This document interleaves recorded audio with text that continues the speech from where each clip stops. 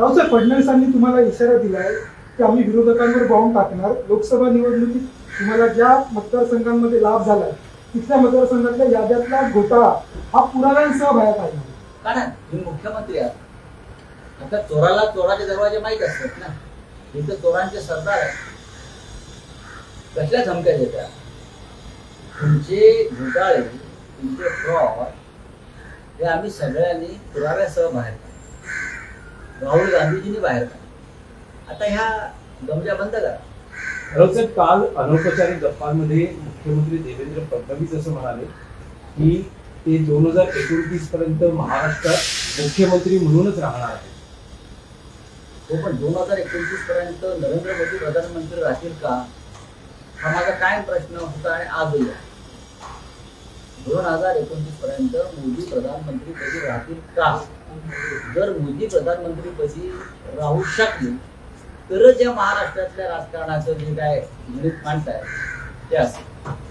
माझ्या आपल्याप्रमाणे केंद्रामध्ये भारतीय जनता पक्षामध्ये मोठ्या प्रमाणाची जनता शक्यता नाही. पण रावसाहेब, केंद्रामध्ये घडामोडी कधी घडते? केंद्रामध्ये त्यांच्याकडे भले मित्र पक्षांच्या मदतीनं बहुमत आहे, राज्यातही त्यांच्याकडे मोठं बहुमत आहे. अशा वेळेस तुम्ही असं कसं तुमचा दावा करू शकता? का दावा करू शकत?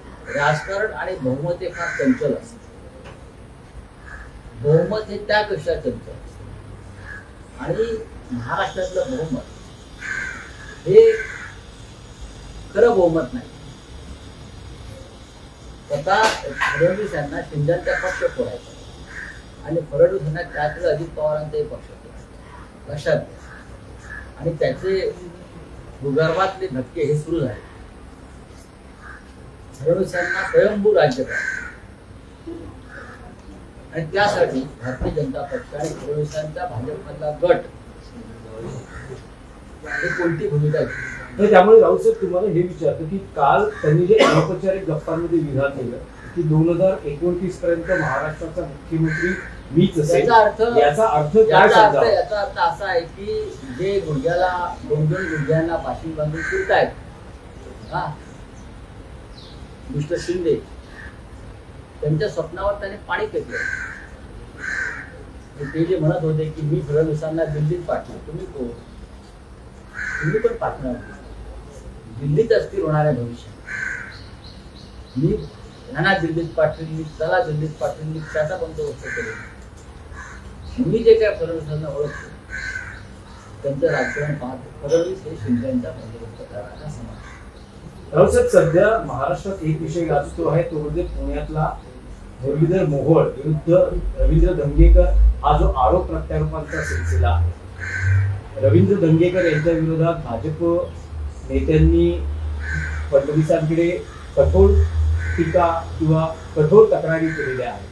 हा अलीकडे जो उफाळून आलेला पुण्यातला संघर्ष आहे त्याकडे तुम्ही कसं पाहता? त्या काळामध्ये भारतीय जनता पक्षामध्ये अंतर्गत संघर्ष ठिकाण उफाळून मोहोळ विरुद्ध धंगेकर हे मोहोळ विरुद्ध धंगेकर नसून मोहोळ विरुद्ध भारतीय जनता पक्षातला एक गट. धंगेकर हा मोहरा आहे. धंगेकरांना माल मसाला पुरवणारे हात वेगळे आहेत आणि धंगेकरांचे बोलवते घेऊन हे सरकारमध्ये बसलेले आहे. ते मी तुम्हाला खात्रीनं सांगतो.